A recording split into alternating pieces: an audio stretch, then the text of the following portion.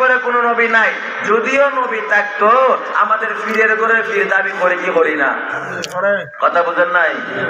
আমাদের পীরের ঘরে পীর দাবি করি আমি আটরশির মুরিদ, ওই মেজু বাবার ছেলে সেজু বাবা। কথা বুঝেন নাই আমার?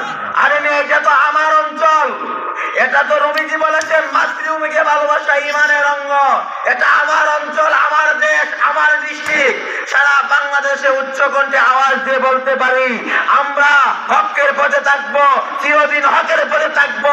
জীবন চলে গেলে চলে যাবে, তারপরেও ঈমান এবং আকীদা বিক্রি করব না। না টাকা বিক্রি করে ফেলবেন? আমাদের বাংলার জমিনে কিছু লাল কুত্তার দল আছে, পরনে একটা লাল শাড়ি পরে, মাথায় একটা লাল পারে, আবার প্যান্টের মতো একটা লাল পরে, কয় আমরা হইলাম পীরের মুরিদ। ইস্কন্দর চিনেন? Iskandar, Iskandar চিনেননি? আমার কথা বুঝেননি? হিন্দুদের কণ্ঠ পরে বলবো, ইস্কন্দর বুঝেননি? দেখবেন ইস্কন্দরেরা জীবনে বিবাহ করে নাই। ইস্কন্দর যারা এখানে কিনে দিলে চুল রাখবো, চুল রাইকা একটা ধুতি হয়ে পড়বো, ওইরা হাতের মধ্যে বনবো, তারা জীবনে কিন্তু বিবাহ করে নাই। তারা মুরিদ করে হিন্দু যুবতী মেয়েদেরকে। নাউজুবিল্লাহ বলবেন না? মজার আলোচনা সামনে আছে, আগে লুকি জমক। কি বলেন?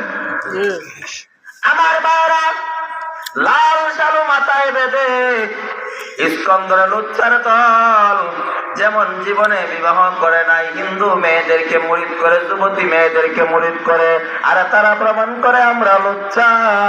তো আমাদের বাংলার জমিনে নামদারি কিছু বন্ড পীর আছে, তারাও মহিলাদেরকে নিয়ে নাচ গান দেয়, আর তারা প্রমাণ করে আমরা ইস্কন্দরের বড় বাবা লুচ্চা।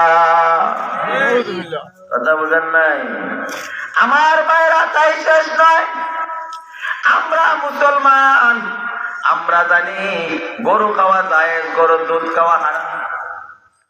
কথা বলেন, আমার কথা বুঝেন না? গরু খাওয়া জায়েজ, গরুর দুধ খাওয়া হারাম না জায়েজ? এমন একটা জাতি আছে, এমন একটা ধর্ম আছে, গরু খাওয়া জায়েজ, গরুর দুধ, গরু খাওয়া জায়েজ না গরুর দুধ খাওয়া জায়েজ। তাদেরকে আপনি জিজ্ঞাসা করবেন, ভাই কেন গো গরুর দুধ খাওয়া জায়েজ, গরু খাওয়া জায়েজ না? তুমি জানবা না, গরু হলো আমাদের মা, মা খাওয়া জায়েজ না, মার দুধ খাওয়া জায়েজ। প্রমাণ হয়ে গেল তারা গরুর সন্তান।